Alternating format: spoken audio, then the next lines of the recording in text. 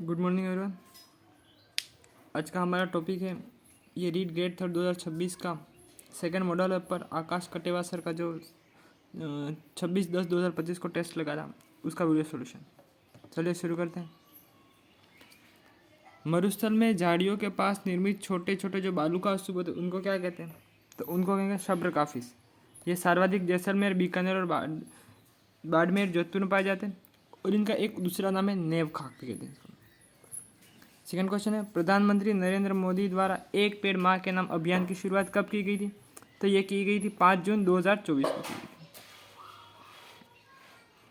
तीसरा क्वेश्चन है, बजट घोषणा 2025-26 के अनुसार centre of excellence for honey bee keeping की स्थापना कहाँ की जाएगी? तो ये की जाएगी भरतपुर में। आदिवासियों में लीला मौर्य संस्कार, ये आदिवासियों में लीला मौर्य संस्कार किससे संबंधित है? ये हो जाएगा विवाह से संबंधित। आर्थिक समीक्षा रिपोर्ट 2024-25 के अनुसार राजस्थान में अप्रधान खनिजों के लिए कितने खनन पट्टे जारी किए गए? ये जो डाटा याद रखना आपको, ये होगा 16,962। अप्रधान डाटा किसे कहते हैं? अप्रधान खनिजों के आवंटन व रॉयल्टी के नियमों का निर्धारण कौन करता है? ये करेगी राज्य सरकार द्वारा किया जाता है। ये वर्ष 2027 में जयपुर शहर की स्थापना के 300 वर्ष पूर्ण होने के उपलक्ष्य में राज्य सरकार के किस महोत्सव के आयोजन की घोषणा की गई है? ये हो जाएगी गोविंद देव जी कला महोत्सव। हाई स्पीड ट्रेनों के परीक्षण के लिए डेडिकेटेड टेस्ट ट्रैक कहाँ बनाया जा रहा है? ये हो जाएगा नावागांव, डीडवाना, कुचामन।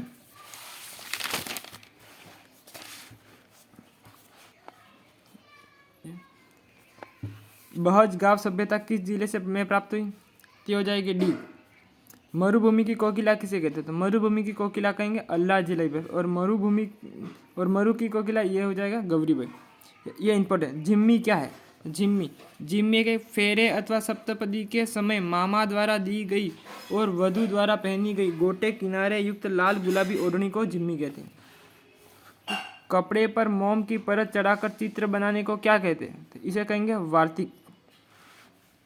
कहानी की तरह सुनने और खाने की विधा को क्या कहते थे? ये हो जाएगा वात। मुनोद नैन्सी की किस रचना की तुलना आईने अकबरी से की जाती है? तो ये हो जाएगा मारवाड़ा पनगारी ख्यात। संत गुण सागर व नाममाला किस संत द्वारा रचित है? तो ये संत धन्ना द्वारा रचित है। इसे राजस्थान में भक्ति आंदोलन का जनक भी कहते हैं। राजस्थान का जिब्राल्टर किस नगर को कहते हैं? तो ये हो जाएगा अजमेर।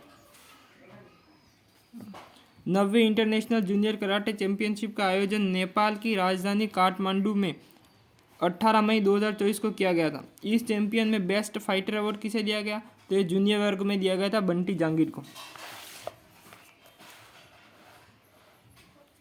मुख्यमंत्री स्वनिधि योजना की शुरुआत कब की गई? तो यह 13 दिसंबर 2024 को की गई थी। ये राजस्थान मदरसा बोर्ड की स्थापना कहाँ की गई है? तो यह हो जाएगा जयपुर। रीको की इंफ्रास्ट्रक्चर डेवलपमेंट कमेटी ने औद्योगिक 10 से 40 हज़ार वर्ग मीटर भूखंडों पर कितने प्रतिशत की कमी की गई? ये हो जाएगा 15% की। दुबई में आयोजित समारोह में वर्ष 2025 का राजस्थान रत्न अवार्ड किसे दिया गया? तो ये हो जाएगा डॉक्टर अरुण चतुर्वेदी को। ये साइंस से कुछ क्वेश्चन। मूत्र निर्माण में कैल्शियम के पुनरावशोषण को बढ़ाने वाला हार्मोन कौन सा था? ये हो जाएगा पैराथायराइड हार्मोन हो जाएगा, जो पैराथायराइड ग्रंथि द्वारा स्रावित होता है। पैराथायराइड ग्रंथि गले में पाई जाती है। पौधों से परिपक्व पत्तियों और फलों का झड़ना किस पादप हार्मोन के कारण होता है? ये हो जाएगा एस्बिसिक अम्ल के कारण। ये एस्बिसिक अम्ल क्या होता है? वृद्धि रोधक हार्मोन होता है। एक ऑक्सीटोसिन पादप हार्मोन है। ये सर्वप्रथम खोजा गया पादप हार्मोन होता है, शीर्षस्थ प्रभाविता को प्रभावित करता है। एक हो जाएगा जिब्रेलिन, ये भी पादप हार्मोन है। ये अनिषेक फलन को प्रेरित करता है और लंबाई को प्रेरित करता है। लंबाई में वृद्धि का कारण को जिब्रेलिन हार्मोन हो जाएगा। ये इथाइलिन हार्मोन, ये इंपॉर्टेंट, मोस्ट इंपॉर्टेंट। ये एक मात्र गैसीय हार्मोन है जो फलों को पकाने का काम करता है। इष्ट कोशिका में जनन होता है। इष्ट कोशिका में कौन सी विधि द्वारा जनन होता है? ये हो जाएगा मुकुलन विधि द्वारा। ये हमारे क्वेश्चन था, उसमें 4 ऑप्शन थे तो हमने यहाँ डिटेल ले आए।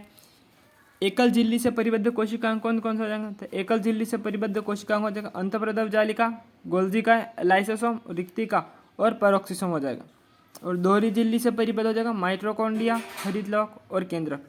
ये आपको एक 3 ऑप्शन मतलब 3 एकल झिल्ली से दे रखे थे और एक दोहरी झिल्ली से दे रखा था। ये कुछ फिजिक्स के क्वेश्चन।